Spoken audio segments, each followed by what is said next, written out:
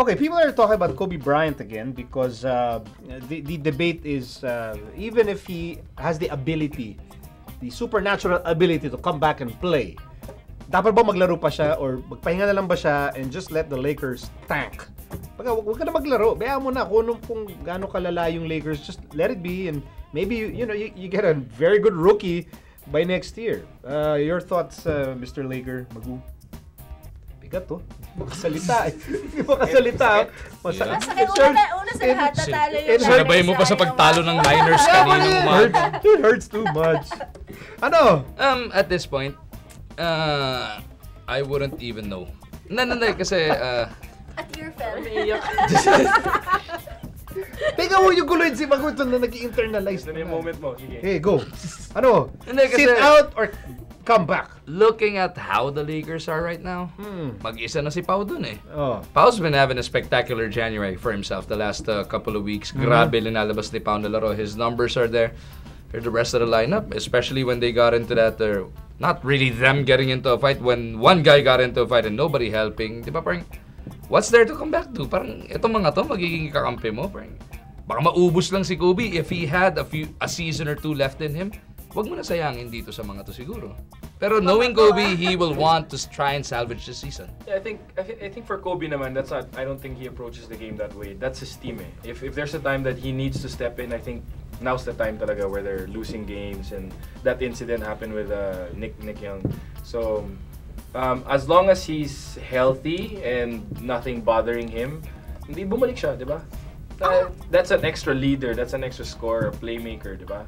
They need in that team. Whether or not they're gonna win games, I'm sure they'll win more games as compared to not having him, di ba? Yeah. So, they're still gonna be better off. The entire basketball world is still gonna be better off with Kobe. Yeah. I just feel like si Kobe, dapat sabayan niyang mag-recuperate si Derrick Rose. Magsama-sama mo sila Ang tagal naman nun. Matagal yun. Grabe, ACL, 1 year and a half. Ano yan? Buti nga si Rondo Dapat bumalik sa Moro na lang nag-therapy siya na dito. 5 months Hindi, lang yun. feeling ko si Kobe, he can sit this one out. Alam mo yun, just para makuha din ng ibang mga players yung confidence na coming into the next season. Parang ganun, just to prepare na for the next season. I think everybody's expiring anyway. They're tanking anyway, so might as well. Ano ba standing nila? They lost. Yung nakalagay sa ito.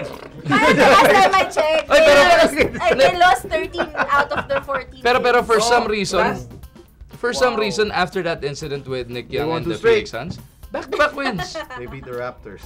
Yes, they're headed to the playoffs. Yeah, 2 straight. No, pero how does that happen? Playoff. You have something bothersome happen. You see a sight that you don't really see in not just in sports. When it comes to a group of guys, that almost never happens. Na lalaglag mo yung kasama mo, hayaan mo siya makipag-away. And then you win 2 straight. But ba't babalik si Kobe Charles to a situation we're in? You know, it's going to take a minor miracle for them to make the playoffs anyway. And even if they make it to the playoffs, it's not like they'll survive the first round with that lineup. With or without Kobe. He wants to break the record. He wants to score the most points ever in Yun yung hinahabol niya. I'm pretty sure. I mean, he doesn't have to say it.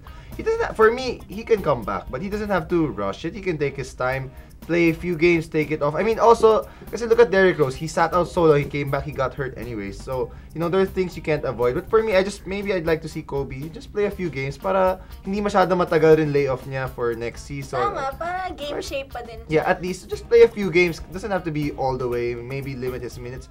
They're not all out tanking naman eh. Because if they were, they could have traded Paul Gasol. They're not tanking. They've been trying to. That's not the Laker way. And they're waiting for Kevin Love 2015. Even if they don't make the playoffs, they're not that bad to get into the top 5 picks eh. Maybe outside the top 10. Kaya there's hope. Westbrook. Si Andre Miller, di ba? Doghouse. Hindi, yun naman eh. I don't mind seeing Kobe playing. I want to You don't mind. Ako kasi, because there are people, and these are mostly writers, and they're borderline pleading. Para bang, bro, Kobe, huwag mo na ipilit. Because I think si Kobe and Derrick Rose, in a way, they're the same. Na if lalaro ako, all out ako. Yeah.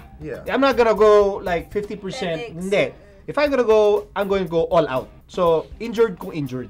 And I think people who have seen Kobe, who know him, who know him very well. That guy right now is probably killing himself. Yeah, exactly. And they're saying, Kobe, for this year, for the sake of your team, huwag mo nang ipilit kasi nga it's in his nature.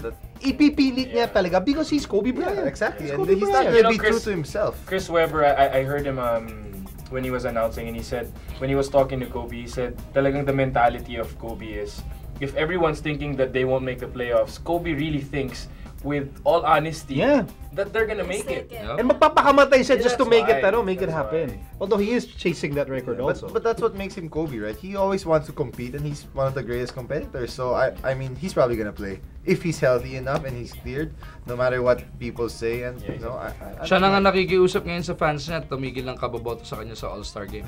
Bakit? Pero parang kung iba maglalaro naman siya, daw. doon na sa Lakers, hindi na sa Hindi All-Star na sa weekend. All-Star game.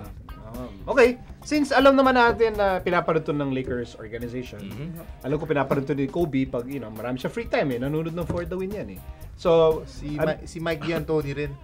So he won't run Kobe to the ground when he comes back. And wala sa choice, Playing wala nang 40 player minutes a game. Okay, so, Grabe, those 6 games no? ito ang unsolicited advice natin kay Kobe Bryant. Okay, should he play on, come back and play, or sit out? Doug, Go back. go back. Miyaka, Just sit out.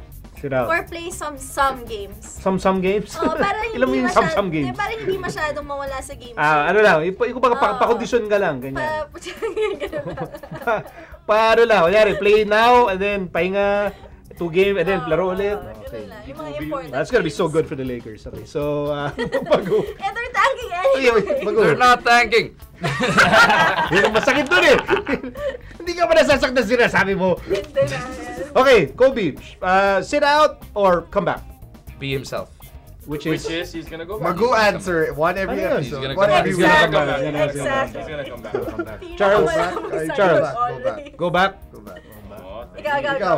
Sit out. Sit out. Sit Talo out. kayo, 3. Sit out. Panto tayo eh. Oo nga, talo sila. Sit out. Sit out. Galit pa ulit mo. Pero basta Kobe, you have our support. Whatever it is that you want to do, sabihin mo lang sa amin and He's a regular viewer kasi yeah. Ikaw Bisaya, pinag-uusapan natin. Kobe, sayang pala. Ano ba yun? Kobe Bryant ba? Bisaya.